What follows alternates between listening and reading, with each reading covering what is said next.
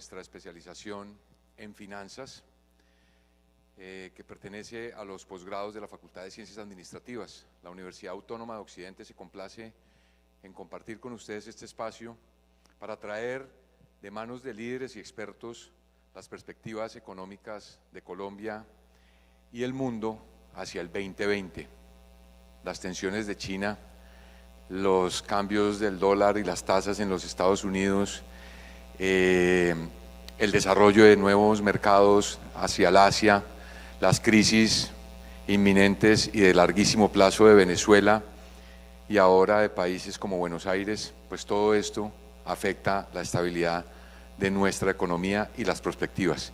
Y ni qué hablar de nuestro escenario político en la coyuntura actual. Entonces, pues mil gracias por acompañarnos.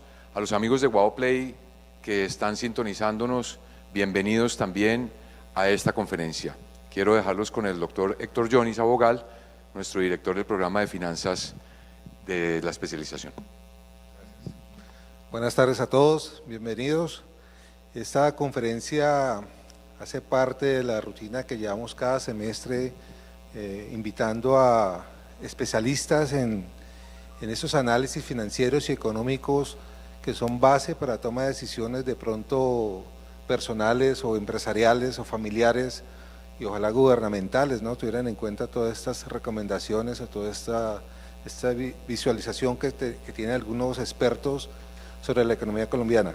Hoy nos acompaña el Banco Itaú y su comisionista de bolsa, Camilo Díaz, es el gerente de estrategia de la comisionista y del Banco Itaú.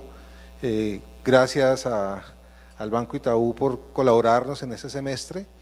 Y la idea es que nos cuenten un poco ellos cómo están viendo esa, digamos, posible crecimiento económico de Colombia, cómo ven el dólar, cómo ven la inflación, cómo nos ven afuera, cómo están afuera, y para eso los invitamos a que, por favor, si tienen dudas o inquietudes, tomen apuntes y al final de la conferencia tratamos de aclarar si es posible, si está al alcance tanto de Camilo como de nosotros, esas inquietudes. Mil gracias y bienvenidos. Camilo. Creo que ya tienes sonido ahí. Aquí. Bueno, buenos días, buenas tardes ya.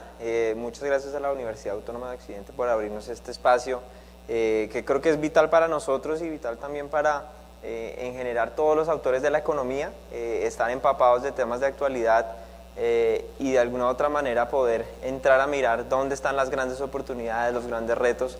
Creo que siempre va a sumar antes que restar. Espero que obviamente se abra un debate abiertos a quejas, reclamos, preguntas de todo tipo y pues nada, voy a dar inicio. También, digamos, agradecer a las personas que están desde UAPlay y bueno, pues vamos a dar inicio a la presentación. Si quieren me dan aquí. Bueno, habría que ver primero una gran foto de lo que hoy es el mundo y es la película o la novela que está viviendo Estados Unidos y China, que se ha vuelto además la excusa para explicar muchas variables, la excusa por ejemplo para explicar por qué el dólar se quedó pegado arriba de los 3.400, pero que no termina de alguna u otra manera llenar los vacíos sobre por qué de alguna u otra manera Colombia ha sido bien impactado por las tensiones que se han abierto entre estos dos países. Entonces, entender la magnitud del impacto, estos dos y el comercio entre estos dos pesan el 40% del PIB global, es decir, tiene una relevancia importante. Si eso no se soluciona de alguna u otra manera vamos a tener un impacto muy negativo. Este desenlace tiene tres principales componentes que se derivan de las tensiones. El primero es que retrasan decisiones de inversión, muy posiblemente ahorita mismo en algún lugar del mundo, en alguna junta directiva, están tomando alguna decisión de inversión y hay alguna persona que está presentándole a su jefe un plan de invertir en X país, en X negocio, y aunque seguramente el jefe vea con buenos ojos ese plan de inversión, lo primero que le va a decir es por ahora no, porque no sabemos ese desenlace entre Estados Unidos y China en que pueda terminar. Entonces digamos que ahí se abre un gran retraso en estas decisiones de inversión.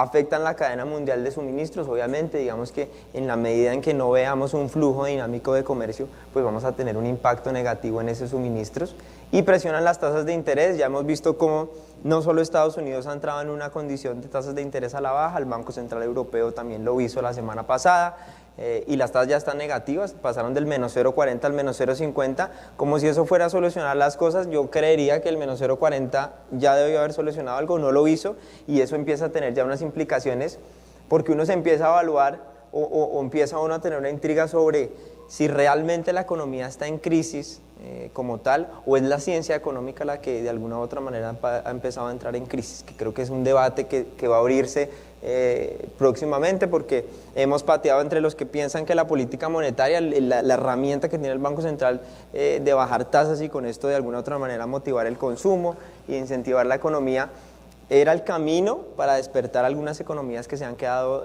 dormidas. Japón creo que nos tiene un camino hacia adelante y nos muestra muchas cosas. En Japón llevan 20 años con una inflación casi que en cero o cercana al 0%, y por más de que las tasas de interés han estado bajas, la inflación no ha tenido el repunte esperado de alguna otra manera. Entonces creo que va a abrirse un debate interesante hacia adelante sobre cuáles son las políticas. Otra vez va a ser gasto fiscal y no la parte monetaria la que va a solucionar el crecimiento del mundo, pero hoy por hoy esta tensión está teniendo una presión importante sobre las perspectivas de crecimiento, no solo a nivel Estados Unidos-China, sino a nivel global y regional.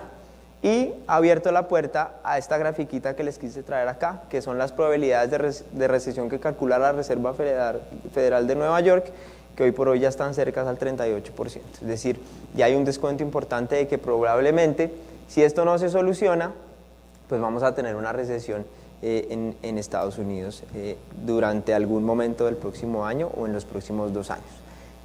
Y hay otros indicadores, ¿no? Que la curva de intereses en Estados Unidos se haya invertido, eso de alguna otra manera empezó a mostrar ya para algunos economistas la sensación de que podríamos estar entrando en recesión. Ese indicador es casi que infalible. Las veces en que el bono de 2 años ha estado rentando más que el bono de 10 años en Estados Unidos, 7 de las últimas 10 veces ha acertado en materia de recesión económica, y eso obviamente abre a la discusión si sí o si no hay una recesión, porque hay unos efectos que hacen que de pronto este escenario sea diferente.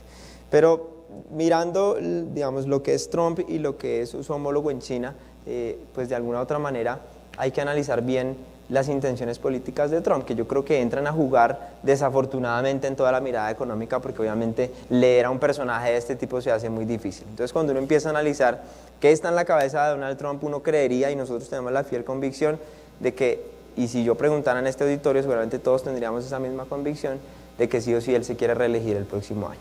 Esa es una de sus principales objetivos del próximo año. Sabemos que es una persona narcisa, por decirlo así, y que a todo lugar va a tratar de tener una reelección el próximo año. En la historia de Estados Unidos, ningún presidente que entre al club de los presidentes de alguna otra manera recordados con buen nombre se ha logrado reelegir en un momento de recesión o de crecimiento muy bajo. Y él sabe que las presiones contra China van a terminar denigrando y haciendo una presión cada vez más negativa en las perspectivas de crecimiento.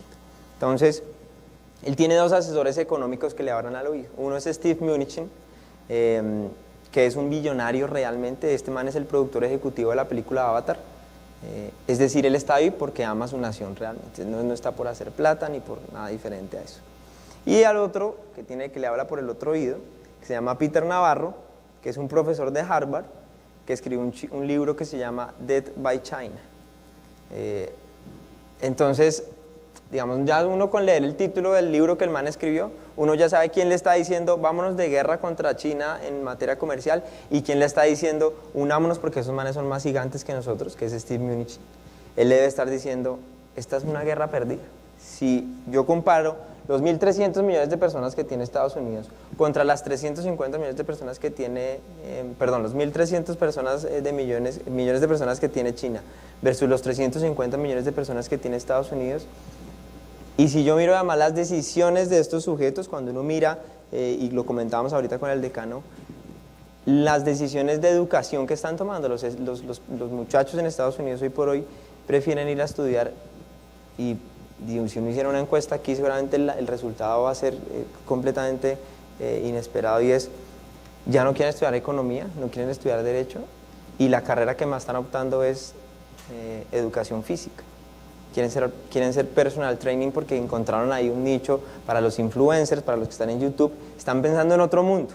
Mientras que en China, la mayoría, o lo que quieren estudiar la mayoría, son ingenierías. Entonces, aquí hay un mundo en donde hacia adelante la guerra está clara que la ganaría China. Entonces, nosotros, ¿cuál es nuestra convicción? Que en pro de la reelección de Donald Trump, las tensiones comerciales van a empezar a bajar un poco, porque él sabe que el crecimiento es lo que más le interesa al estadounidense como tal. Entonces ahí vamos a tener seguramente una relajación en materia de esas tensiones comerciales. Ya esta semana anunciaron algunas medidas, han venido aplazando, y esto se tiene que dar antes del 1 de enero del próximo año, porque es que el 1 de enero entran en vigencia los aranceles puestos en la última ronda de tarifas.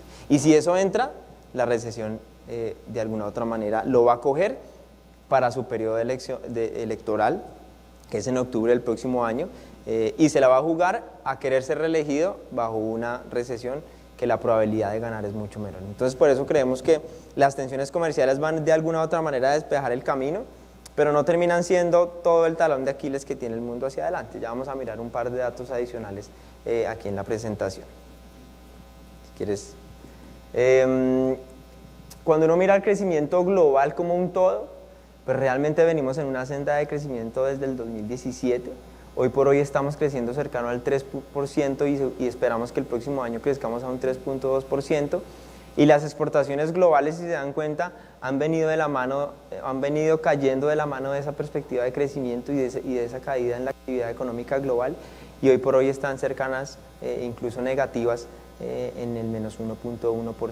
Es decir, la dinámica sí se ha visto impactada. Por aquí empezó la guerra comercial en el 2018, o las tensiones comerciales, porque la guerra comercial es cuando el uno le diga al otro yo no le vendo, y el otro yo tampoco le vendo. Ahí, ese día, hay una guerra comercial. Hoy por hoy hay rifirrafes, hay tensiones.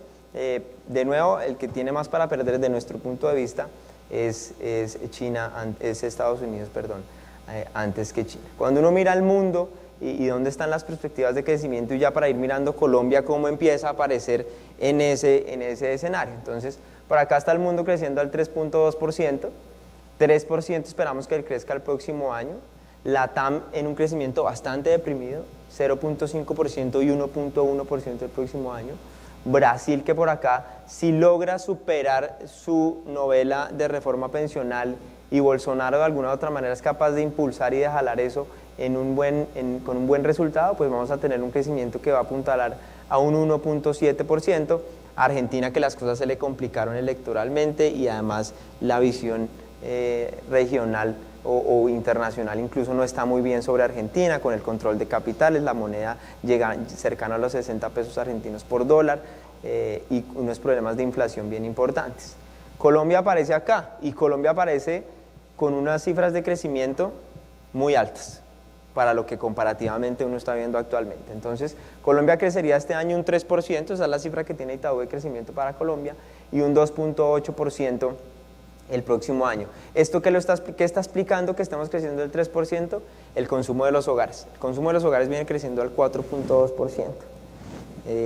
Si bien uno mira la confianza del consumidor y está en menos 11, fue el resultado de la semana pasada, eso es, digamos, la respuesta de esa encuesta tiene que ver más con un tema de percepción y no de realidad. La gente, de alguna u otra manera, con tasas tan bajas, porque estamos en tasas históricamente bajas, el 4.25 que tiene el Banco de la República, de alguna u otra manera dinamiza el consumo, y ni siquiera el empleo ha golpeado la dinámica de consumo de los hogares, como para pensar en que esto no se va a cumplir. Entonces, es de los pocos países de la región y del mundo que tiene crecimientos cercanos al 3%.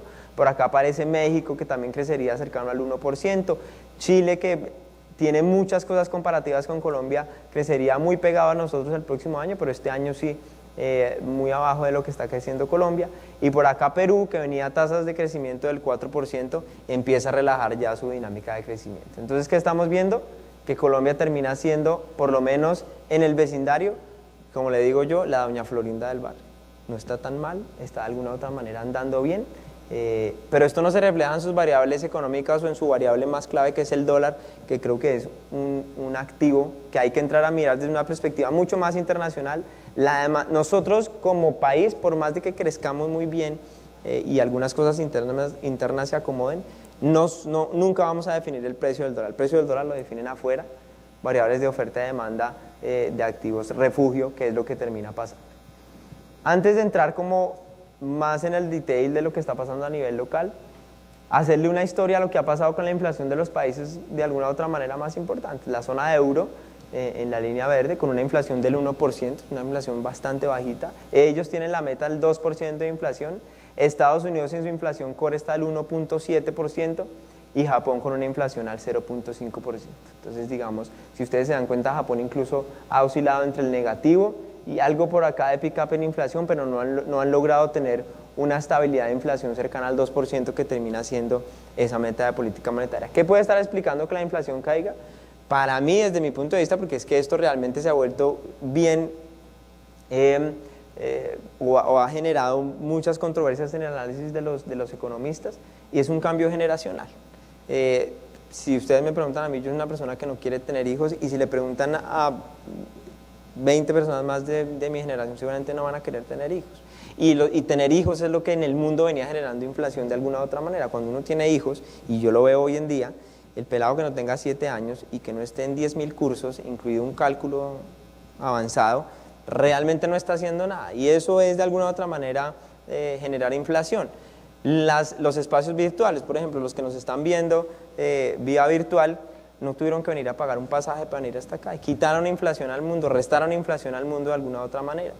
Si yo quiero irme a recorrer de alguna u otra manera el mundo y tengo un hijo que cuidar, pues realmente no me puedo ir a recorrer ningún mundo tan fácil, y eso empieza de alguna u otra manera a dinamizar por lo menos cómo se estaba midiendo la inflación. Entraron muchos avances tecnológicos de retail, por ejemplo Amazon, que empezó a hacer ventas o a intensificar el tema de ventas y compras por internet. Eso empieza a dinamizar la inflación hacia niveles muy bajos, y por eso hoy por hoy estamos viendo tasas de inflación relativamente bajas. Entonces es un choque para mí más demográfico que de alguna u otra manera económico, y las autoridades económicas van a tener que empezar a tener o nuevas medidas de inflación o seguramente a medir la inflación diferente, porque la inflación virtual no se puede medir hoy por hoy. Hay componentes, hoy seguimos midiendo la inflación, por lo menos en Colombia, y este es un ejemplo, digamos, de lo más primario que puede haber, porque Colombia no ha tenido muchos avances en lo que sí ha sido, por ejemplo, Estados Unidos, pero la canasta familiar sigue pesando lo más en la inflación de nosotros, cuando ya hay otros elementos de consumo que todos usamos que no se han logrado meter dentro del rango de inflación. Y para mostrarles aquí en la gráfica que estaba al lado, y son las tasas de interés que han respondido a esa dinámica, tratando de impulsar esos choques de inflación que han venido cada vez más entrando en un estado de mute.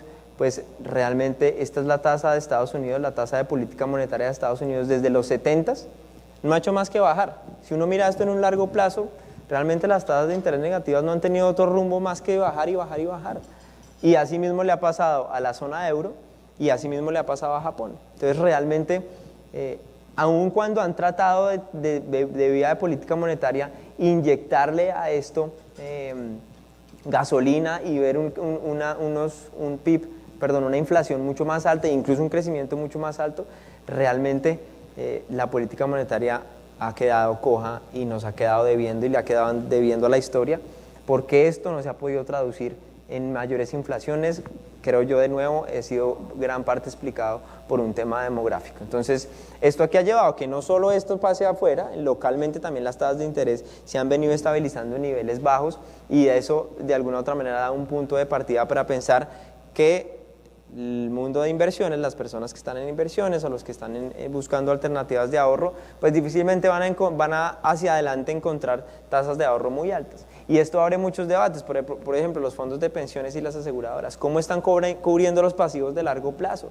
Esas rentabilidades que prometieron para las pensiones, por ejemplo, a nivel Colombia, que la reserva técnica tiene que estar rentando al IPC más 4, ya no hay ningún papel que le entregue a uno el IPC más 4, a menos de que uno se empiece a exponer en mayor riesgo. Entonces, aquí ha llevado esa caída de tasas de interés a que la gente empiece a mirar más el equity, que es el activo de renta variable, que ya empieza a tener mucho más riesgo, fondos de capital privado, fondos inmobiliarios, que son otras alternativas de inversión que no siempre son las más seguras, pero que empiezan de alguna u otra manera a reemplazar ese faltante de rentabilidad que veíamos en esta caída de las tasas de interés. Y entramos a la tasa de política monetaria de Colombia. Por acá tuvimos un escenario de inflación bastante importante, que esto fue entre el 2015 y el 2016, cuando nos llegó ese choque petrolero, que vimos un petróleo que se desplomó hasta los $28 el barril, el dólar brincó desde una banda del 2.200, 2.400, brincó hasta el 3.400, 1.000 pesos, y eso tuvo un impacto obviamente en la inflación, y además hubo choques climáticos y choques de oferta como paros camioneros y demás que llevaron a que la inflación terminara cercana al 9%, que el Banco de la República tuviera que reaccionar y sobrereaccionar a ese efecto. Después, obviamente, como eran choques de oferta, se desvanecen rápido. Realmente el Banco de la República lo que siempre le ha importado es que los choques de demanda no sean los que expliquen la inflación, y empezamos a ver cómo las tasas desde ese punto, al igual que la inflación, empezaron a tener una convergencia. Hoy por hoy estamos parados en este punto.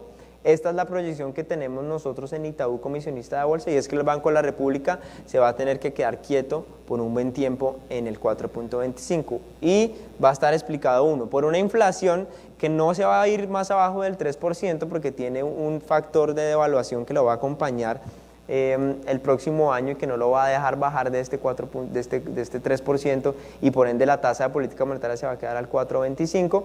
Si bien tenemos un escenario mínimo, pues nuestro escenario base está por acá. Incluso el escenario de mercado es el otro. El escenario de mercado es que por acá va a haber una subida hasta el 4.25 y por acá más hacia el cierre del próximo año va a haber una subida adicional. Entonces el mercado se está por ahora más acostumbrando a tener un escenario en el que me quedo quieto en tasas de interés, o de pronto necesito un aumento o dos aumentos, que lo que a nosotros no nos cuadra es que con un mundo bajando tasas de interés, el Banco de la República tenga que necesariamente también bajar sus tasas. ¿Por qué? Porque los diferenciales de tasa importan en un mundo en el que hay más globalización en el intercambio de tasas de interés, y obviamente si Estados Unidos pone su tasa más abajo, nos abre espacio para quedarnos ahí, nuestra tasa natural empieza a ser relativamente menor y eso nos va a dar espacio para que el banco se quede ahí. Vamos a ver un par de variables que hacen que esa dinámica de tasas de interés se queden ahí pegadas en el 4.25%. Una de esas es el crecimiento. Si bien este año vamos a alcanzar un escenario de 3% en PIB y el próximo año de 2.8%, esto sigue siendo una brecha recesiva, es decir, no estamos alcanzando a crecer el PIB potencial de Colombia. Se ve bonito comparativamente el 3%, pero eso no nos va a solucionar ni las tasas de desempleo altas, ni la brecha de pobreza que tiene hoy por hoy el mundo. Entonces, esto, además, cuando uno lo compara contra el capacity que tiene Colombia de crecer, el PIB potencial de Colombia termina siendo un 3,5%. Y creciendo al 3% seguimos con una brecha de producto negativa. Entonces el Banco de la República acá tiene espacio para quedarse entre neutral y expansivo, y ese 4.25 es lo que sería ese neutral expansivo. ¿Y qué tenemos en esta gráfica en materia de inflación? Y es una inflación que cerraría este año en el 3.75% según nuestros pronósticos, y el próximo año cerraría cercano al 3.40%. Eso sigue estando entre la banda que tiene el Banco de la República entre el 2 y el 4%. La meta siempre ha sido el 3%. No tenerla en el 3.75. El 3.75 incomoda al Banco de la República y no lo permite de alguna u otra manera, pero está claro, para motivar más el crecimiento. El mandato, a diferencia de Estados Unidos, por ejemplo, ellos tienen un mandato dual: crecimiento e inflación. Nosotros tenemos un mandato único que es solo inflación, controlar el valor de la moneda. Entonces, básicamente, mientras esto esté pegado al 4%, difícilmente vamos a ver un Banco de la República bajando tasas. Y hay otra variable, que ya la vamos a analizar más adelante, que es el déficit en cuenta corriente. Si bien el Banco de la República no es mucho lo que puede aportar para corregir el déficit en cuenta corriente, no manda ninguna buena señal hacia el déficit en cuenta corriente si baja las tasas. Hoy el déficit en cuenta corriente está muy alto, está en el 4.3, 4.2%. Esa es la diferencia entre lo que yo me gasto en dólares y lo que me ingresa en dólares. Y hay un faltante de dólares en la economía. Eso también ha presionado la divisa a estar encima del 3.400. Colombia debería estar con un déficit en cuenta corriente más cercano hasta el 3%, pero ya lo vamos a mirar con más detalle. Y aquí están nuestras proyecciones de TRM. Esto es de alguna u otra manera ciencia ficción hacia adelante. Poder conocer la trayectoria de la divisa, realmente me quito el sombrero al que le pegué a esa trayectoria, pero pues hay que ponerle un número porque hay que hacer de alguna u otra manera estimaciones y demás. El número econométrico, si la econometría deja de funcionar ya, digamos, se nos sale de las manos, pero el número econométrico es 3.200. el que nos da a nosotros como variable justa, ahí debería estar con las condiciones de hoy de tasas de interés, déficit en cuenta corriente, petróleo, DXY. Más de 5 variables no sirve meterle las regresiones porque ya se vuelven no significativos en el resultado, pero lo debería dar 3.200, es decir, todo lo que esté arriba del 3.200 termina siendo explicado por el error. Cuando uno hace una regresión econométrica, pues hay variables core y hay una vaina que se llama el error. El error hoy por hoy está explicando el 40% de el por qué estamos en 3.400. ¿Qué termina siendo el error en palabras del común? Incertidumbre. El mercado está en una incertidumbre de lo que pueda pasar con las tensiones comerciales. A esta vaina se le metió el Brexit. Argentina, que también de alguna u otra manera entró en una oleada de fuga de capitales. Y no solo eso, el populismo, que más allá de mi posición política como tal, porque la idea no es comprometer mi posición política, el populismo no le gusta a los mercados, y los mercados son los que terminan definiendo las variables, el precio. Y como ya tenemos un ejemplo al lado muy cercano de lo que es un populismo de alguna u otra manera agresivo, si Argentina entra otra vez en esa sonda, pues de alguna u otra manera se vuelve a fortalecer esa estirpe populista. Entonces, son variables que han terminado haciendo que el mercado no le crea mucho al peso colombiano o no quiera tener peso colombiano y prefiera tener dólares. Además de que Estados Unidos el año pasado creció encima del 3%, este año va a crecer el 2.2%, el próximo año va a crecer el 1.5%. Contra en Europa, que ya va a estar creciendo al 1%, contra un Japón que está creciendo al 0.8%, Estados Unidos sigue siendo el que más crece, y mientras Estados Unidos no cambie la cara y no le dé la vuelta al ciclo, que es lo que estaríamos esperando que pase, no en una recesión, sino en un escenario en que Estados Unidos y China se sientan a conversar, y de alguna u otra manera el exceso de crecimiento que tiene Estados Unidos se lo va a cobrar de alguna u otra manera hacia adelante pues la acumulación, y eso siempre genera un overcapacity que termina generando un crecimiento mucho más lento. Entonces nosotros no estamos viendo recesión en Estados Unidos, pero sí va a converger a crecer mucho menos. Hasta ese punto creemos que los emergentes todavía no van a darle el color a verse mejor frente al dólar. Y es que no solo ha sido el peso colombiano. Cuando uno mira qué ha pasado con el real, ayer que estaba mirando, hoy no he podido mirar mercados, pero ayer estaba operando al 4.16 el real, y viene de estar operando más o menos al 3.60 por dólar. Eso es una devaluación que en el año ya suma más del 10%. En Colombia también la devaluación está alta, pero no es la más alta de la región. Pero el chileno también se está devaluando, la corona noruega también se está devaluando.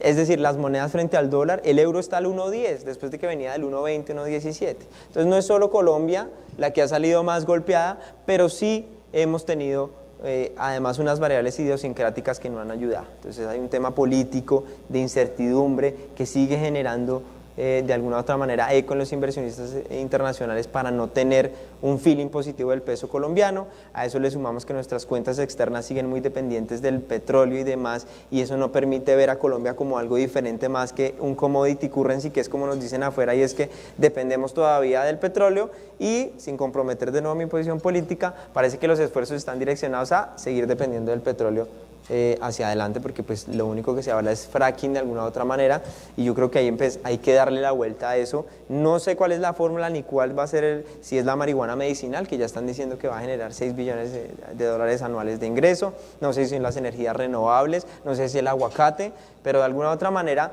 tener más fuentes de ingresos para el país y aumentar esa matriz exportadora, tiene que por lo menos verse un esfuerzo institucional importante que diversifique la matriz exportadora. Entonces todo eso termina de alguna u otra manera y marginalmente pegándole a nuestro modelo, que debería estar un poquito más donde está esta línea y no por acá arriba, que es donde de alguna u otra manera vemos. Lo que sí está claro es que no vemos un peso por debajo del 3.000. Creemos que el equilibrio de nuevo está encima del 3.000 y va a estar cercano al 3.200.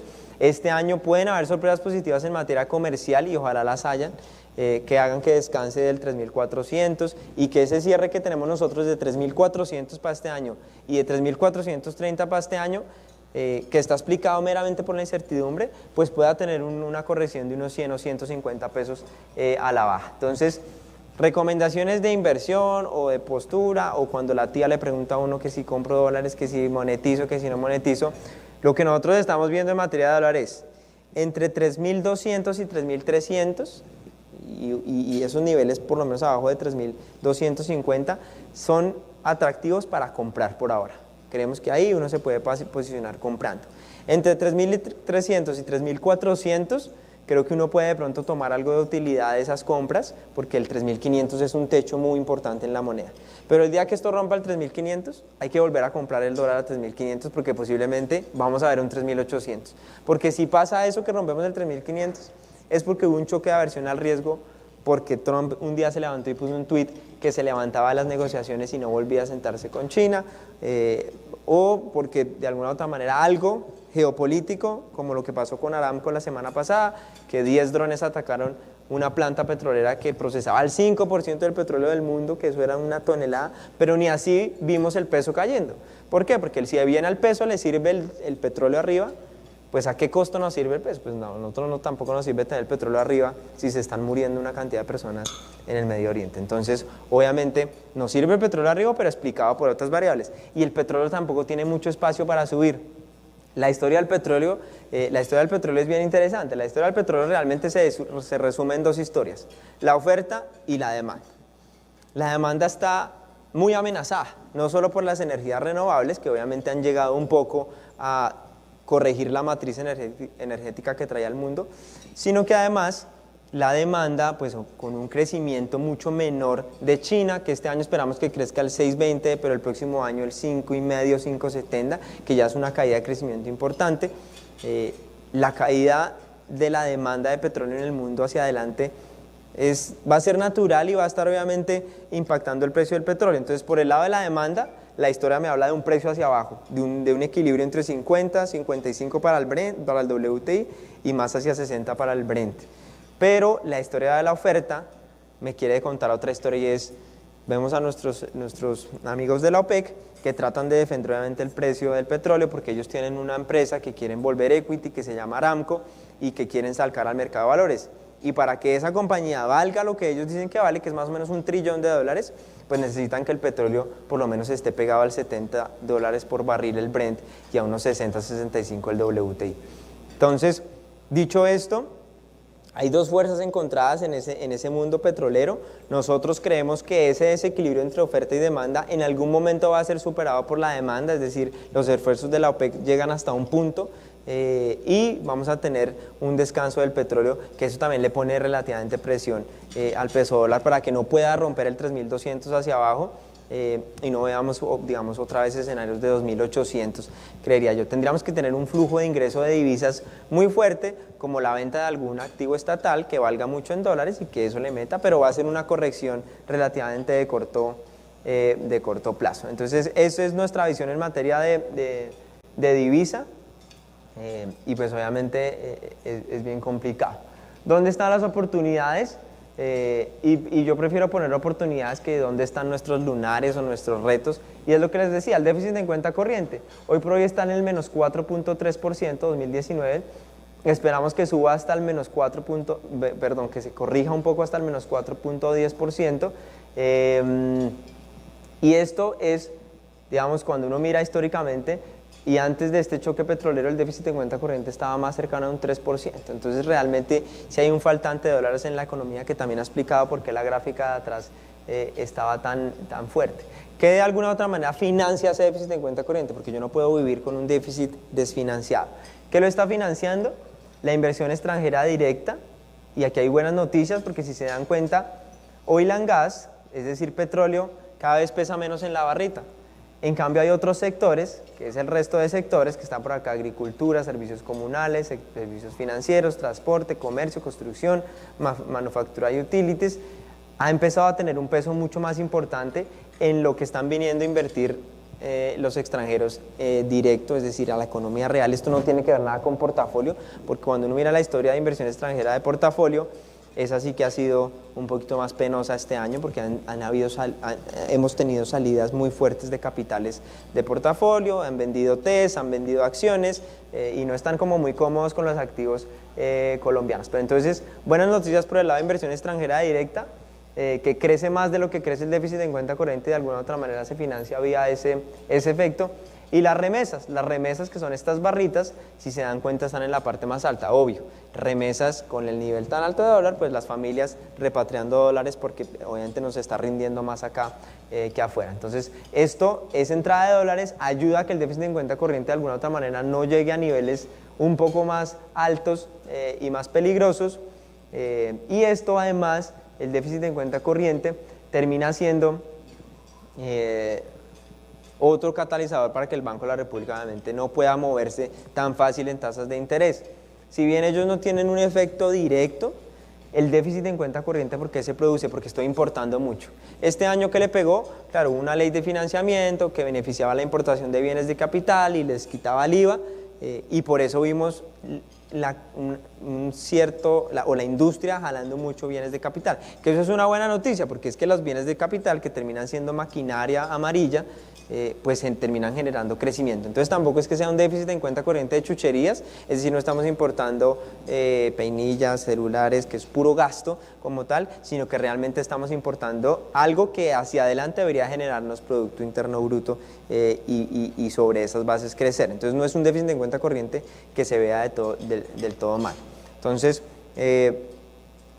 estamos importando mucho bienes de capital, pero además la demanda interna está fuerte, el consumo de los hogares está muy fuerte y eso también hace que las importaciones sean relativamente fuertes. Ese es el único canal que el Banco de la República puede llegar a afectar con un aumento en las tasas de interés o con estabilidad en las tasas de interés, porque si yo bajo mis tasas de interés, sencillamente le estoy diciendo al colombiano, vaya sigas endeudando y vaya siga comprando, y eso me termina abriendo mi brecha porque muchas de las cosas que hoy por hoy compramos las traemos de afuera. Entonces, la oportunidad es en cómo voy a corregir ese déficit en cuenta corriente, en qué me voy a enfocar. Necesito atraer más dólares, necesito crecer en otros sectores que lo hemos venido haciendo bien, y creo que hacia adelante el escenario puede mejorar un poco en la balanza comercial, que es la que realmente está desequilibrada, es decir, exportaciones menos importaciones. No estamos exportando nada, pero porque además hay unos motores que se nos apagaron. Por ejemplo, el motor de Venezuela. Allá exportábamos 6.000 millones de dólares. Hoy por hoy, o desde que se cayó Venezuela, no encontramos un mercado que nos recibieran esos 6.000 millones en mercancías que le metíamos. Entonces quedamos con un stock de 6.000 millones que obviamente hizo que el número de exportaciones se redujera bastante. Y adicional a eso, pues que el motor de crecimiento global pues también entró en una zona de desaceleración. Entonces cuando uno le preguntan, venga, pero si el dólar se fue hasta el 3.400, ¿por qué el mercado no está exportando más? ¿Por qué no eso despertó las exportaciones? Y la respuesta es, evidentemente era una oportunidad, pero estamos concentrados en un solo sector, que el precio no está tan dinámico, obviamente exportar eso se hizo más difícil, y dos, el motor global de la economía pues empezó a desacelerar y nos quedamos como en una primera ahí engranados y no ha soltado. Entonces eso no permite que nuestra matriz exportadora tampoco encuentre muchos compradores pues que estén con excedentes para seguir comprando Colombia. Otra oportunidad que tenemos, otro lunar, como lo quieran llamar, reto, es la tasa de empleo. La tasa de desempleo, hoy por hoy, cuando uno mira dónde estamos ubicados, y la traje por acá, está con una tasa nacional de desempleo del 10.7 para julio y una de 13 ciudades del 10.3%. Históricamente, así siempre se comporta el ciclo de desempleo en el año. Entonces aquí trajimos 2017 y 2018 como ejemplos, en donde uno mira, sí, arrancamos en niveles altos siempre de desempleo. ¿Y por qué se marca siempre enero como un mes alto de desempleo? Por el salario mínimo. Este año el aumento del salario mínimo fue bastante importante, por eso tuvimos un arranque mucho más alto que lo que había sido históricamente. Ha venido corrigiendo y posiblemente nos estabilicemos en esa zona del 10.7%. Le han preguntado al Banco de la República, le han preguntado al DANE, le han preguntado al Ministerio de Hacienda por qué la tasa de desempleo está tan alta. Y la respuesta realmente ha sido vacía. Ustedes no tienen ni idea por qué, si la economía viene creciendo, si además el consumo de los hogares está alto, ¿por qué tengo un desempleo todavía tan alto? Entonces, estamos importando desempleo, creo yo. Importar desempleo es que Venezuela nos está mandando una cantidad de mano de obra que están dispuestos a trabajar por salarios relativamente más bajos. Y dos, con un aumento tan alto del salario mínimo, porque yo tenía, la fórmula de economía que le dice a uno para fijar el salario mínimo es, usted no puede tener un salario mínimo fijado más arriba de su tasa de productividad. La tasa de productividad estaba cercana a los 4.20, 4.5 para Colombia, pero por decisión política, diría o pensaría uno, decidieron fijar un salario mínimo o un aumento del 6%. Entonces, claro, eso superó en puntos porcentuales lo que como economía estábamos en capacidad de respaldar. Entonces, cuando yo pongo un salario mínimo tan alto, abro inmediatamente unas brechas que no se ven tan claramente, y es la brecha entre lo que le pago al salario o a la mano de obra calificada versus lo que le pago a la mano de obra no calificada. Entonces, esas dos brechas se hicieron tan grandes, y cuando yo le meto el escenario Venezuela y yo importando ese desempleo de alguna u otra manera, pues empiezo a ver que mucha gente empieza a tener más acceso al salario no calificado, que es más mal pago, por decirlo así, versus el salario mínimo, y eso empieza a abrir las tasas o empieza a acelerar las tasas de desempleo, tanto que la creación de empleo no es creación sino destrucción de empleo. Entonces estamos aquí en este escenario en donde destruimos alrededor de 50.000 empleos en la última lectura, y los sectores que más me están quitando empleos terminan siendo la industria, otros servicios, que ahí entra cuanta vaina no esté en el resto de aquí arriba, y es donde más hemos visto obviamente entrar a mano de obra venezolana, y comercio. Cualquiera que haya ido a comer o a centros comerciales, pues se ha sentido atendido por un acento diferente al local. Lo que más está aportando en empleo favorablemente es construcción y servicios sociales. Resulta que la historia de la construcción ha sido bien complicada este año. Cuando uno habla de construcción, habla de obras civiles, de alguna u otra manera, que es todo lo que hace el gobierno, y la parte privada, que es lo que hacen las empresas, vivienda y demás. Lo que hace el gobierno va bien. Digamos que las 4G de alguna u otra manera, en medio de sus líos legales y demás, ha venido aportando crecimiento al país, pero donde estaba el reto importante era en el sector de vivienda, y sobre todo en la parte de vivienda BIS. No BIS, perdón. ¿Por qué? Porque hay un stock de casas y de apartamentos en las grandes ciudades, en especial en Bogotá, que no ha permitido que entren nuevos competidores y se dinamice ese sector. Entonces lo que vemos es un stock muy grande que se va a demorar en limpiar, y que ahí vemos todavía un lunar que va a tener el crecimiento relativamente bajo. El primer trimestre de construcción creció el menos 5.6, pero cuando uno abre ese rubro, obras civiles crecieron alrededor del 6%, mientras que obras privadas decrecieron más o menos el menos 9%. Entonces, claro, es esa parte de vivienda lo que estaba jalando la construcción negativamente. Entonces, hacia adelante lo que pueden venir son buenas noticias. Ya en el último trimestre el dato fue positivo en 0.6%. El despacho de cemento viene muy bien, creciendo a doble dígito, creció al 10.6% el despacho de cemento, y de la mano de eso el despacho de concreto. Entonces, hay un sector que puede estar dinamizando, que podría cargar un poquito más ese 3% hacia un 3.2% de crecimiento este año. Y ya se ve que en la creación de empleo empiezan a aportar mucho a esa dinámica de actividad. Entonces, por ese lado, creo que vienen buenas noticias. Cuando uno habla de las 4G, siempre está esperando que las 4G le salven el año al Producto Interno Bruto. Pero yo creo que las 4G ya hay que pasar la página y hay que mirar otro tipo de cosas. Como por ejemplo, en las energías renovables. Este año han hecho 2 subastas de energías renovables que creo que es una iniciativa muy positiva. La primera se declaró desierta, es decir, no participaron. La segunda ya empezaron a participar. ¿Por qué? Porque se les amplió el año en el que usted puede financiar esos proyectos de energías renovables, pasó de 12 a 15 años, en la región esos proyectos se financian más o menos a 20 años, entonces de entrada nadie le quiso meter el acelerador, porque es que solo les tenían permitido financiarse hasta un plazo de 12 años. Y eso termina siendo muy apretado para un negocio que demanda caja y que sigue siendo incierto. Cuando yo ya le pateo a 15 años, que sigue siendo por debajo de la región, ya le estoy dando entrada a otros participantes a asumir ese riesgo. Ya es un riesgo relativamente más manejable. Entonces, creo que ahí deberían empezar a centrarse los diferentes avances hacia adelante. Además que en el 4G hubo un laudo arbitral que cayó a los bancos, en donde no les iban a devolver de alguna u otra manera todo lo que esperaban que les devolvieran. Los bancos quedaron engrampados con 2.4 billones de pesos, que fue lo que pusieron para obras 4G. Ahí hay 7 bancos, hay unos más grandecitos que están ahí metidos. De eso solo se ha alcanzado a pagar ya el 50% y tienen que provisionar esa cartera hasta fin de este año. Es decir, vamos a tener un impacto en los bancos que más tienen participación en proyectos de 4G, que obviamente van a haber impactos en sus resultados y en sus PIGs hacia el cierre de este año. Entonces, la financiación de los 4G, ¿hacia dónde va a venir? Porque eso hay todavía una mano de proyectos que porque en suma eran 44 billones, es decir, todavía faltan casi 40 billones por colocar en esas obras. ¿Y dónde va a terminar viniendo eso? Multilaterales, emisión de bonos y banca internacional. Entonces creo que ese lado puede estar resuelto vía eso. Hay riesgo que los de afuera sí quieren tomar en las obras 4G, y Colombia es de los países más atrasados en 4G, por eso es que nos cuesta tanto además exportar, porque como tenemos un costo país tan alto, y el típico cuento que es más barato mover una mercancía de Bogotá al Chocó que del Chocó a China, pues es cierto.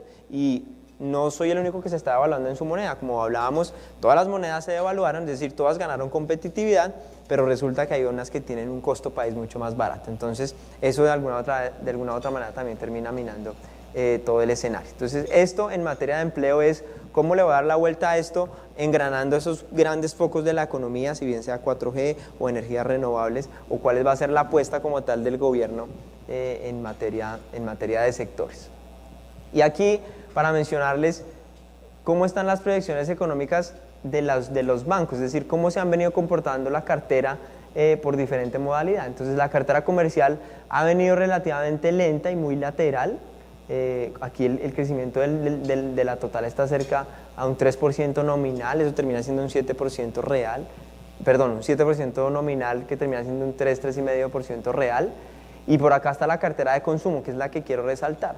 La cartera de consumo ha venido a un ritmo muy importante. Entonces uno puede decir, bueno, el consumo de los hogares ha venido creciendo, pero porque los manes se están endeudando más. Pero ese es un ambiente de tasas de interés bajas que cualquiera arbitra y cualquiera aprovecha el momento de tasas de interés para empezar a seguir creciendo. Nuestra perspectiva sobre esto es que va a seguir creciendo la cartera de consumo. ¿Por qué? Porque les comentaba yo, hubo un aumento de salario mínimo este año importante, 6%, la inflación cerró al 3,18, es decir, para el bolsillo del colombiano sí hubo una mejora en su poder adquisitivo, y eso se va a sentir durante el resto del año. Entonces, lo que ha jalonado realmente y donde ha estado la luz ha sido el consumo, y lo curioso es que no solo pasa en Colombia, el mundo entero está creciendo a punto de consumo. Estados Unidos, si no fuera por el consumo, estaría ya en recesión. El consumo creció más o menos al 4%, 4,2%, que es una cifra igualita a la que está creciendo Colombia, pero cuando uno mira la inversión en Estados Unidos, decreció. Cuando uno mira la manufactura en Estados Unidos, decreció. De hecho, se habla que esos sectores ya están en recesión, pero el consumo de los hogares, aprovechando tasas bajas y demás, pues se ha visto un poco más dinamizado. Entonces, Colombia no ha sido la excepción, el consumo sigue siendo ese gran detonante y ese gran, digamos así, rebote pues en el Producto Interno Bruto. Y aquí está como la comparación y mirar dónde están nuestros pecados. Digamos, dentro de la charla hemos hablado un poco dónde es que estamos fallando. Cuando uno mira el balance fiscal, Colombia está en la media tabla, por decirlo así, deuda pública como porcentaje del PIB, estamos en 49%, pues digamos, no estamos tan mal. Los más graves son los que están acá iniciando, como Argentina, que tiene un déficit fiscal del menos 5,4%, India, que tiene una relación deuda-PIB de 70%, mientras nosotros estamos cercanos al 50%. Nuestros CDS, que es la prima de riesgo que cobra un inversionista por cubrirse en Colombia, entre más está bajita, quiere decir que no ve mucho riesgo y que no tiene que pagar una prima tan alta. Está por acá en 91. Si ustedes se dan cuenta, en el CDS de 5 años es esto, eso también está a plazo. El PIB, ¿cómo estamos en PIB? Pues estamos realmente muy bien, estamos aquí casi que punteando con los asiáticos, China, Indonesia, India, que son los países que más crecen a nivel globo. En inflación ya empezamos a subir un poquito en la tabla, ¿no es cierto? Ya pasamos a un puesto 10 después de que teníamos una media de 12, 17. Y el déficit en cuenta corriente termina siendo nuestro gran talón de Aquiles. Ese desbalance entre los dólares que me gasto y los dólares que me terminan entrando. Estamos con un déficit en cuenta corriente que solo está siendo superado por Argentina, Nicaragua, Panamá, y creo que Turquía también está, no, Turquía está por acá, incluso mejor que nosotros. Entonces aquí sí se ve un hueco relativamente alto en dólares, que de nuevo, cuando uno lo mira y abre ese número, se da cuenta que uno está bien financiado y dos, no estamos gastando en chucherías, es decir, se está generando PIB potencial con ese gasto y hacia adelante debería verse la mejora. Pero ¿qué nos está cobrando el mercado? Y por eso el dólar arriba de alguna otra manera, y es, usted tiene un déficit en cuenta corriente, pero además tiene un déficit gemelo, porque tiene déficit fiscal. Entonces es un país con déficit gemelos, que los que entran a evaluar eso terminan siendo las calificadoras. Ahora, preguntas críticas para las calificadoras, es, ¿Colombia va a mantener el grado de inversión? ¿Sí o no? La respuesta por lo menos de Standard & Poor's. A nosotros nos califican 3, Standard & Poor's, Fitch y Moody's. Standard & Poor's es la que nos tiene amenazados. Ella nos tiene en BBB- con perspectiva estable. Es decir, la perspectiva está bien, pero estamos en el escalón en el que donde yo me baje un escalón, me vuelvo grado de especulación y ahí sí el dólar, no vamos a hablar de un 3.400, sino vamos a hablar del 3.800 seguramente. Entonces esa es la crítica. Fitch y Moody's nos tienen en BBB, solo que una nos tiene con perspectiva positiva y la otra nos tiene con perspectiva estable. Entonces realmente la que nos tiene que preocupar es Standard & Poor's y lo que pueda pronunciarse. Estuvimos en un desayuno con ellos y realmente ellos, preguntas claves para ellos fue, ¿cómo ven el tema de la Corte Constitucional y la ley de financiamiento? Si la Corte Constitucional llega a tumbar la ley de financiamiento, ¿ustedes qué harían? La respuesta fue muy concreta y fue, a mí no me importa el proceso, me importa el resultado. Es decir, si Colombia sigue mostrando compromiso en el déficit fiscal, a mí no me importa de dónde lo saque, ni cómo lo haga, ni con qué ley lo haga.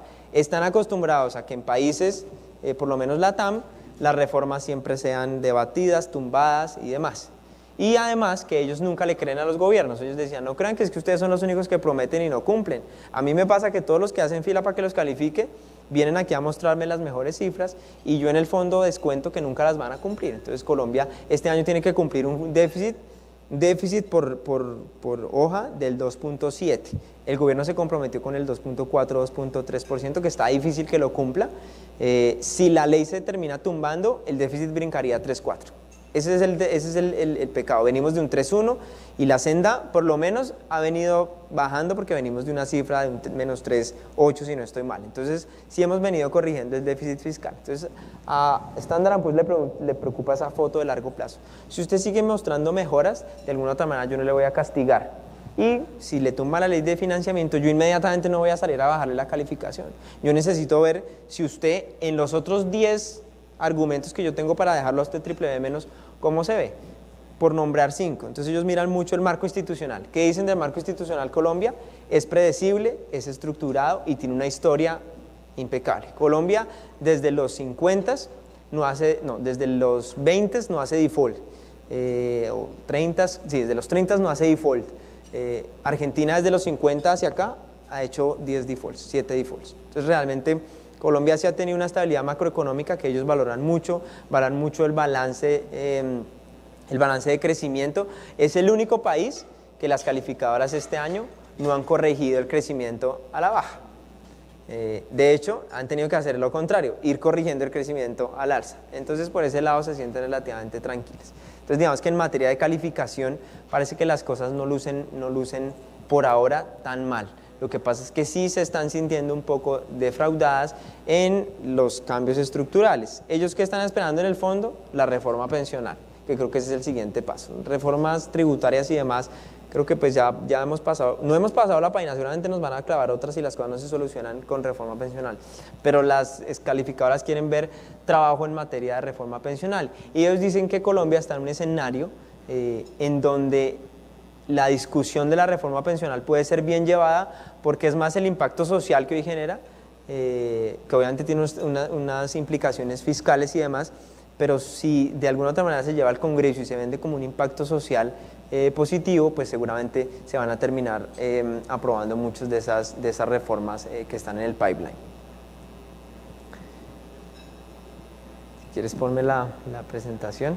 Entonces, nuestro pecado principal, las cuentas externas que todavía siguen bastante apretadas, por decirlo así.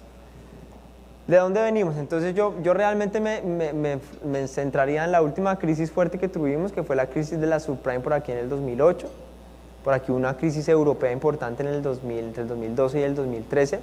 Y lo más reciente ha sido el inicio de la guerra comercial. Entonces, esto, y de nuevo, nos puso en un contexto de tasas de interés bajas y demás, que siempre va a ser importante para mirar hacia dónde voy, cuál va a ser el desenlace de cosas como la guerra comercial, que de nuevo nuestra convicción es que va a ser positiva, la devaluación china, que termina siendo el termómetro de esto, porque ya vimos que apenas China se sintió muy contra las cuerdas, le dijo al yuan, ¿sabe qué? Muévase más para arriba, y el yuan llegó hasta los 7.20 yuanes por dólar, que fue una devaluación bastante fuerte y que históricamente nos ha terminado pegando a nosotros porque obviamente jala todas las monedas emergentes.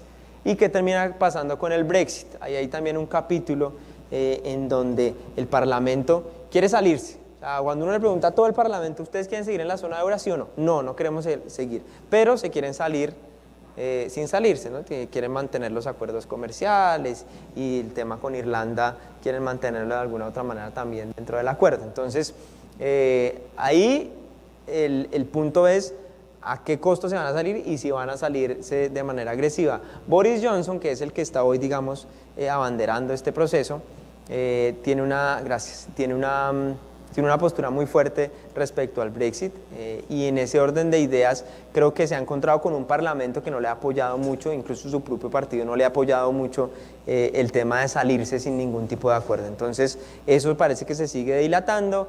La libra, que alcanzó a tocarle el 1.20 por dólar, se estabilizó entre el 1.20 y el 1.24. Entonces creo que por ahí va a estar y esos son capítulos que realmente también son difíciles de predecir, pero creemos que en una sana lógica van a tener que llegar a un tipo de acuerdo. Lo que pasa es que la zona euro no se puede mostrar tan laxa y decirle sí, váyase y sigamos manteniendo todas nuestras concesiones y demás. ¿Por qué? Porque Italia entonces va a decir, bueno, yo también me salgo, si a estos manes no les pasa nada y se salieron, y va a aparecer Francia, y han hablado de una cantidad de movimientos que están, digamos, anti-euro o anti-unión, que obviamente aprovecharían ese escenario. Entonces, un mercado financiero cada vez más global nos ha dejado de alguna u otra manera toda la liquidez que se ha invertido en el mundo para sacar al mundo de la última crisis, inflación baja y tasas negativas.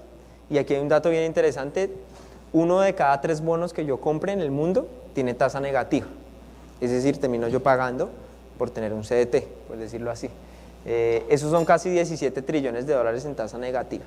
Entonces ya lo que se pensó que iba a ser algo temporal parece que se volvió algo permanente en los mercados. Y aquí es donde yo, como fondo de pensiones y como aseguradora, me estaría cuestionando yo cómo voy a responderle al que hoy me está entregando su capital y en 40, 50 años me va a decir, devuélvamelo, mijo, que yo ya quiero retirarme, si yo sencillamente le estoy rentando negativo de aquí a ese plazo. Y los algoritmos, que se han vuelto el gran catalizador de la volatilidad sobre todo, ya equivalen al 52% de los volúmenes que se negocian en Estados Unidos.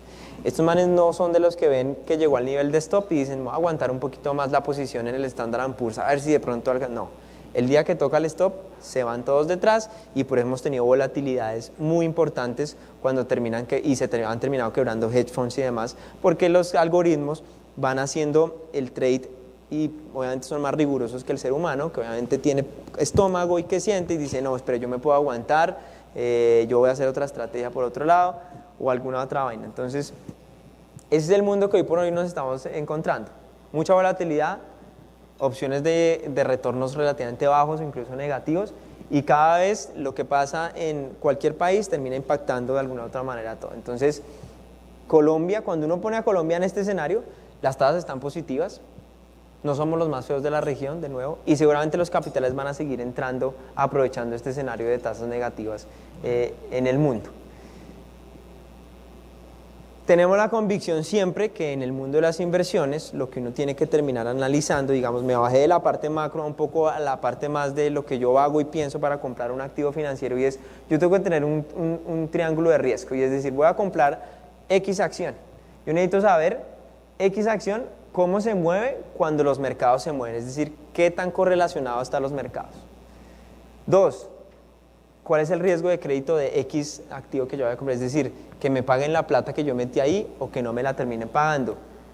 Y 3, el riesgo de liquidez. ¿Qué tan fácil es que yo mañana salga a decir, oiga, quiero vender este papel? Y el mercado diga, ay, sí, tome, se lo compro. Me digan, no tengo nada ahí, hablamos mañana. Y uno se quede con una posición y nunca sea capaz. Entonces yo creo que este triángulo resume muy bien yo que tengo que ver cuando voy a comprar un activo en materia de cómo se vaya a comportar ese activo. ¿Qué tan correlacionado al mercado está? ¿Qué tanto riesgo de crédito tiene? Si me van a pagar o no, y la tasa que me está dando por compensarme ese riesgo de crédito. Y además, ¿qué tan fácil lo puedo vender el día que lo necesite vender? ¿Cómo pongo en contexto una inversión? Ahí voy a comprar un CDT y el CDT renta al 12%. Uy, chévere. Sí, pero es que la inflación está al 15%, las tasas de Banco Central están al 20% y el Colcap del Dow Jones y el Standard & Poor's se están rentando al 40%. Uy, pues ya no es tan chévere. Entonces realmente uno siempre tiene que mirar, creo yo, y estos son los 3 índices que un inversionista debería estar viendo, incluso el retorno para las empresas y demás, es dónde está la inflación, dónde está la tasa del Banco Central y cómo están rentando los índices de mayor riesgo que terminan siendo los índices accionarios. Y siempre alinear mis objetivos de inversión. ¿Por qué quiero invertir? Definiéndolo ya, y esto es una cosa que me bajé de TED, de las charlas de TED, y esto básicamente lo explicaban cómo venden los Mac, y básicamente lo que se decidieron hacer desde el área de marketing de los Mac fue, vamos a hacer comerciales en donde yo le explique a la gente por qué estoy yo haciendo un Mac, cómo lo termino haciendo y qué le termino entregando. Entonces, el por qué era porque queremos ser los mayores innovadores en hardware y software, no sé qué. Hemos traído al mercado un desarrollo a través de nuestro Mac X. En vez de decirle, oiga, le vendo esta máquina que le va a servir para X vaina y que además le va a mejorar su velocidad de procesamiento. Entonces, es una manera inversa de voltear la venta de alguna u otra manera comercial, y la quise traer al mundo de los mercados, y es, ¿por qué quiero invertir? ¿Cómo lo voy a invertir? ¿Y en qué termino invirtiendo? Y este círculo termina definiendo yo qué necesito. Si es para mi reserva diaria, es decir, si es para las calamidades que tengo, si es más para mis proyectos de patrimonio, para comprarme un apartamento, para comprarme un carro, para irme a estudiar al exterior, o si es mi reserva patrimonio, es decir, para mi momento del retiro. Posiblemente pues, habrá muchos que no les toque pensión, pero los que hoy por hoy no les toca, pues sí, uno tiene que tener de alguna u otra manera un ahorro. Los fondos de inversión colectiva, por ejemplo, creo que son una herramienta de ahorro bastante poderosa. Creo que con eso terminamos. No sé si de pronto pegué alguna diapositiva adicional. Bueno, el resumen de nuestras proyecciones. Un poco es la foto de lo que estamos viendo y de lo que está viendo además el mercado, porque siempre es bueno, digamos, tener un punto de comparación. Entonces, en Producto Interno Bruto, Itaú, que somos los anaranjaditos, estamos en 3% este año, 2.80%, el mercado entre un 3 y un 3.40, y el próximo año entre un 2.7 y un 4%. Hay uno bien optimista que está esperando que el próximo año crezcamos el 4%. Proyecciones de TRM, nosotros que estamos relativamente negativos, cuando digo nosotros, esto lo hace el banco, esto no lo hace la comisionista como tal. Yo creería que yo coqueteo más con un 3.300 pesos que con el 3.400, pero pues está la cifra como tal oficial, 3.430 para el próximo año, pero miren la dispersión el próximo año. Hay quienes están esperando un 2.850 y hay quienes están viendo un 3.700.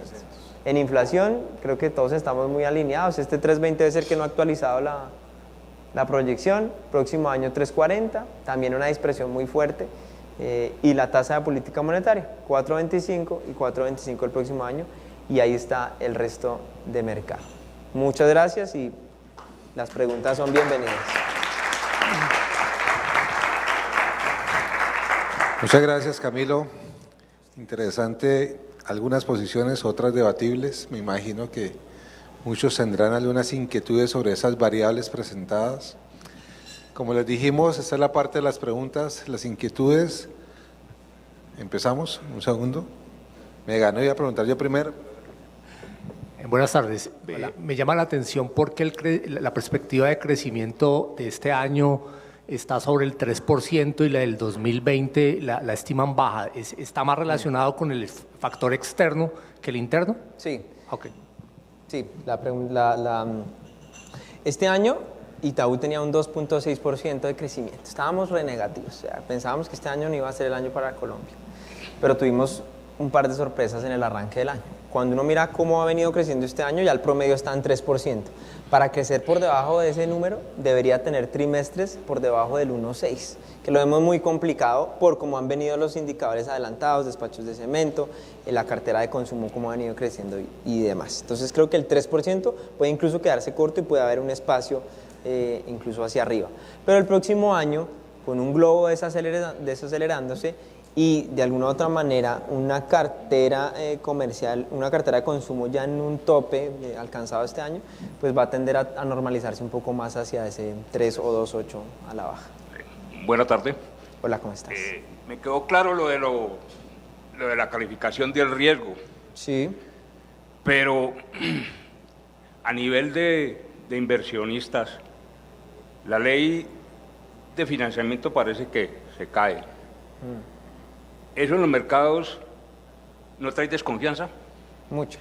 Y además que una de las cosas que se le ha castigado a Colombia es la volatilidad, por decirlo así, en sus políticas institucionales. Entonces, de hecho, las reglas de juego se cambian cada nada. Entonces, tumbaron la ley de financiamiento que prometía de alguna u otra manera exenciones para algunos, para otros no les iba tan bien. Por ejemplo, los bancos, digamos, tuvieron ciertas diferencias con la ley de financiamiento.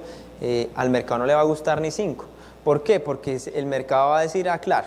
Por eso, además, seguramente el ministerio deja en la parte de arriba del balance la venta de activos estratégicos, ¿no? Entonces quieren salir a vender las participaciones accionarias que tiene el Estado en diferentes empresas y por lo que para mí lo que podría terminar pasando si se me cae la ley de financiamiento es que van a agilizar esas ventas lo que más puedan. Además porque las calificadoras les dieron la bendición con esos procesos. ¿Por qué?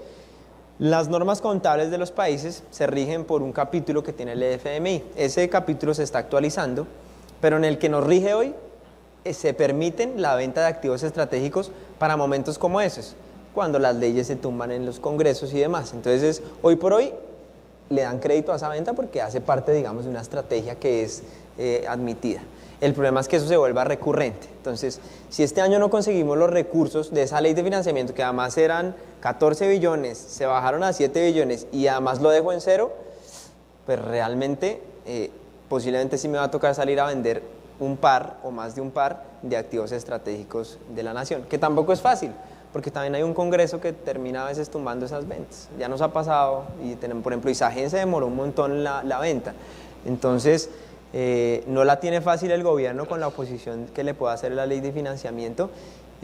La calificadora, de alguna u otra manera, en su inocencia, o no sé si en su inocencia, resaltaba que confiaban que la decisión de la Corte Constitucional iba a estar alineada con digamos, la buena dinámica que tuviera el país en dinámica económica. Entonces es un punto muy álgido. La misma calificadora, digamos, no dio una respuesta muy contundente cuando se le preguntó, pero para mí un faltante de 7 billones de la nada sí debería tener un impacto importante. ¿Qué lo salva? Y que van a seguramente a sacar título, y es que la DIAN este año está encima de su pronóstico de recaudo 10 billones de pesos. Es decir, el gobierno encontró en la DIAN este año 10 billones de pesos que no tenía. Entonces, por ahí, seguramente, este año las cuentas quedan plata y van a poder robar más. Entonces, por lo menos habría que ver qué planteamiento hace la institucionalidad sobre eso.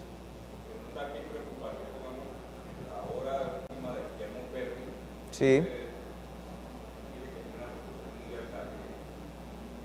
Sí, en el libro que escribió así, en el libro que salió hace poco de Guillermo Perry, ¿mencionas o en algún artículo? En el libro. Sí. Buenas tardes, Camilo. ¿Cómo estás?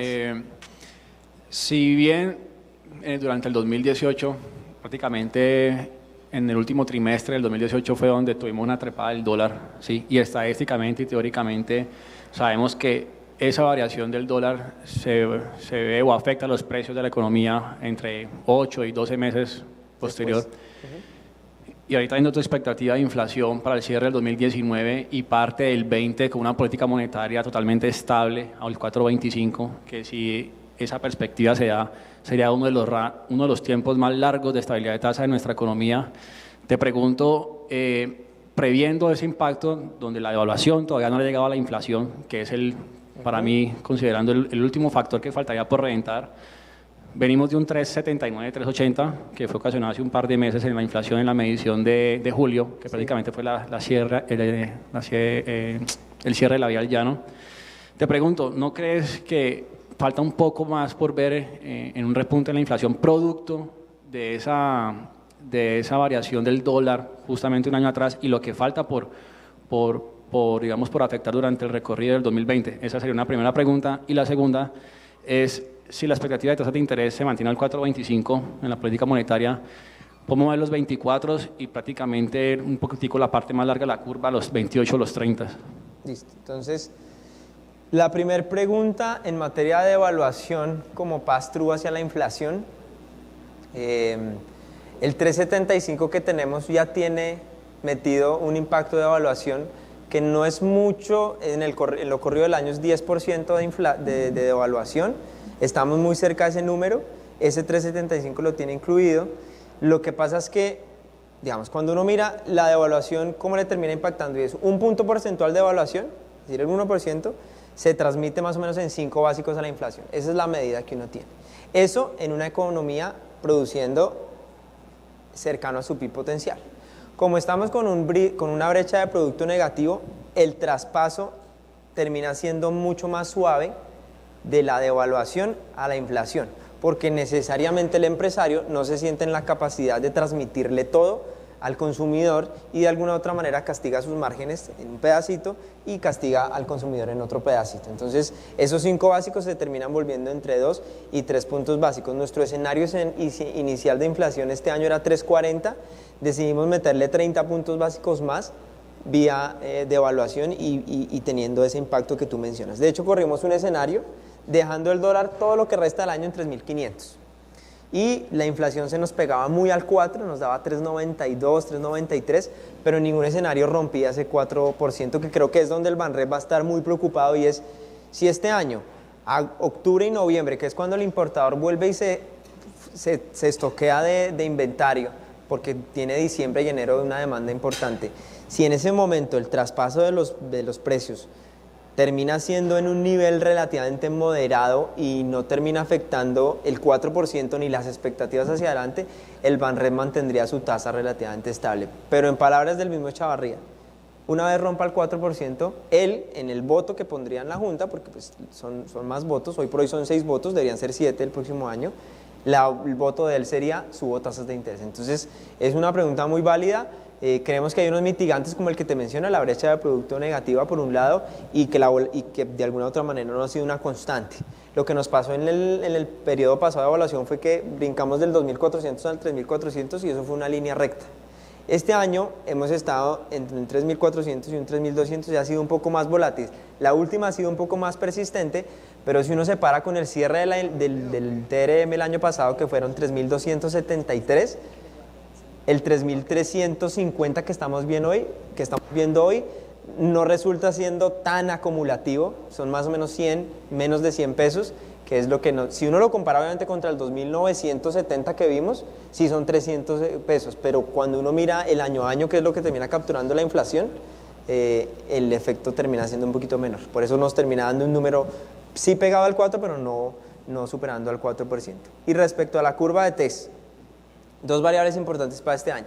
Las subastas del Ministerio de Hacienda terminaron ya, ¿no es cierto? Ellos tenían un programa de colocación por 21 billones, acabó el mes pasado de manera muy satisfactoria. Entonces, entramos en un periodo de escasez de TES, ¿no es cierto? Los 24 ayer operaban al 5.07, fue la tasa de cierre de los julios del 24. 5.0 ralió más. Hoy está al 5.04, digamos que van. Nuestro escenario, nuestro forecast para el 24 es 4.80. ¿Por qué creemos que puede migrar al 4.80? Porque creemos que si bien la inflación tiene un ruido que termina siendo la evaluación, creemos que ya tocó el posible máximo o muy cerca al máximo y que hacia adelante vendrían buenas noticias en inflación. Eso por un lado. Entonces los TES no solo están raleando por ese escenario de menos oferta, que es lo que termina siendo la menor subasta por parte del Ministerio de Hacienda, sino que además se puso en marcha una especie de rollover de curva en lo que está haciendo el Ministerio de Hacienda, que es una especie de canje, que lo quieren hacer más con VRs, pero que termina afectando obviamente las inflaciones implícitas de corto plazo, porque arrastro los VRs y estos papeles empiezan a entregar unas rentabilidades que se vuelven poco comparables, porque mis inflaciones implícitas empiezan a brincar más allá del 4%. Como mi inflación implícita está calculada al 2024 y uno tiene un Banrep que la va a perseguir, ¿qué termina pasando? Que no termina siendo el 4, sino más abajo. Entonces el 24 va a tener un espacio de caída. El próximo año, ¿qué puede pasar con los TES?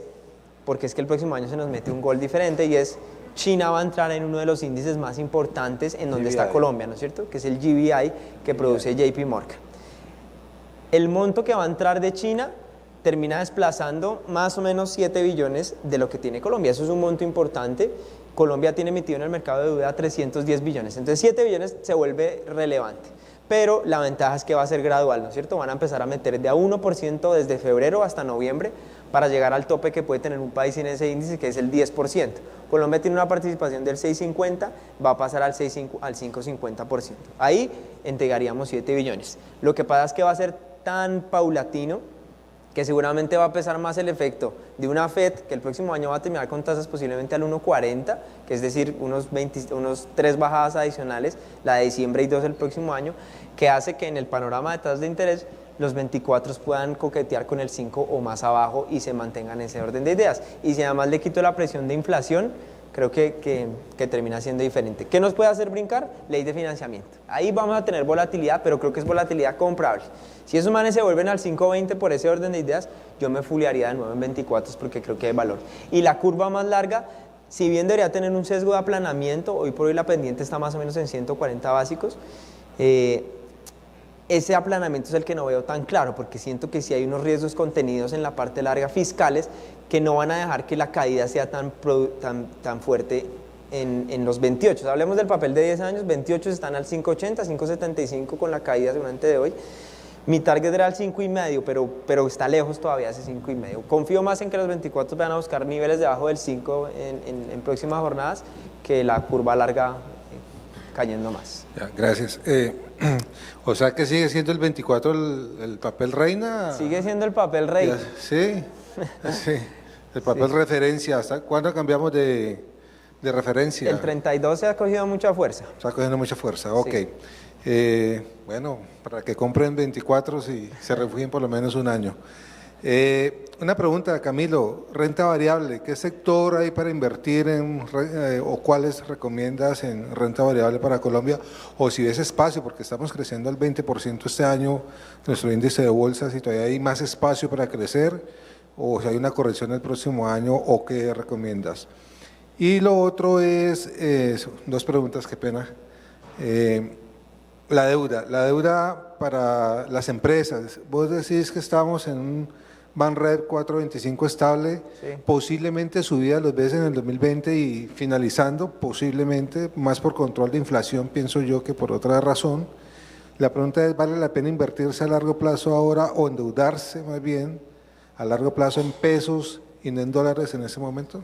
Listo. Entonces, en el mundo accionario, cuando uno ata lo que mirábamos del crecimiento de las carteras de los bancos, el sector consumo sigue entregando buenas oportunidades. Nutresa, nosotros creemos que reemplaza Éxito, que se va a deslistar posiblemente. Nutresa entra dentro de las recomendaciones, aprovechando, digamos, el sector consumo. Nutresa además acaba de hacer una compra en Estados Unidos de una empresa que tiene café, que produce café y obviamente diversifica un poco el riesgo, y además que el consumo de café en Estados Unidos viene creciendo el 20% anual. Entonces creemos que por ahí va a recibir un buen flujo Nutresa. Entonces nos gusta Nutresa, nos gusta Grupo Energía de Bogotá, porque es un sector utility, porque termina de alguna u otra manera haciendo protección en los portafolios por ahora.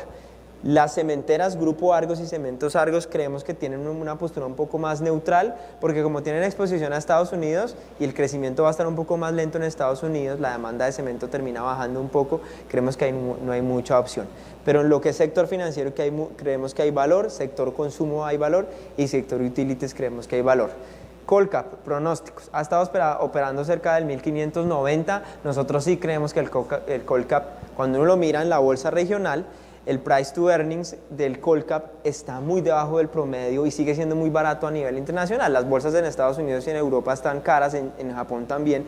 Lo que uno termina viendo es que la región tiene un gran upside, por decirlo así, el próximo año. Entonces estamos esperando que el Colcap cierre más hacia 1.650, 1.700 puntos este año, que termina siendo una adición y se mantenga hacia el próximo año esa buena condición. De hecho, nos gusta más hoy por hoy el mercado de renta variable que el mercado de renta fija, porque es que el mercado de renta fija este año ya ha caído 100 básicos, lo que le queda es marginal.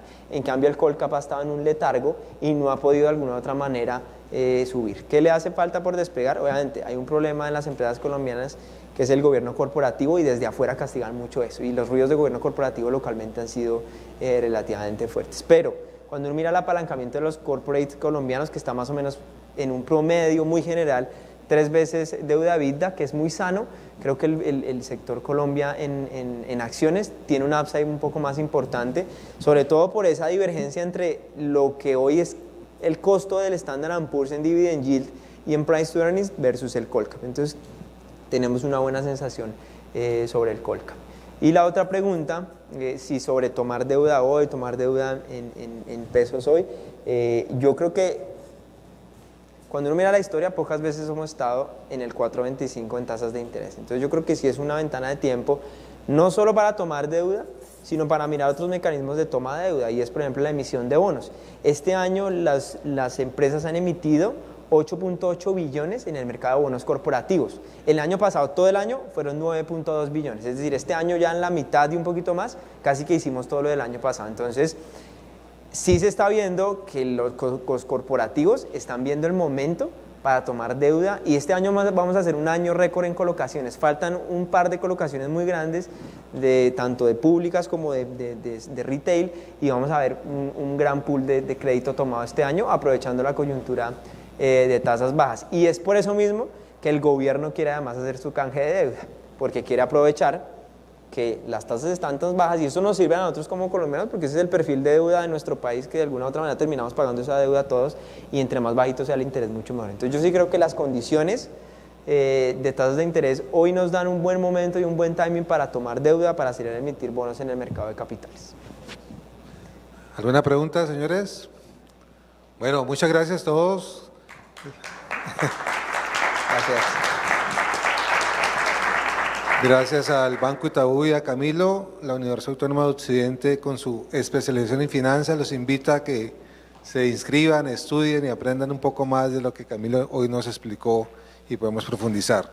Mil gracias, y esperamos el próximo semestre volver a invitarlos a una nueva charla y a ver si seguimos más o menos alineados con lo que hizo hoy Itaú, o ha cambiado algunas cosas macroeconómicas internas o externas. Mil gracias a todos.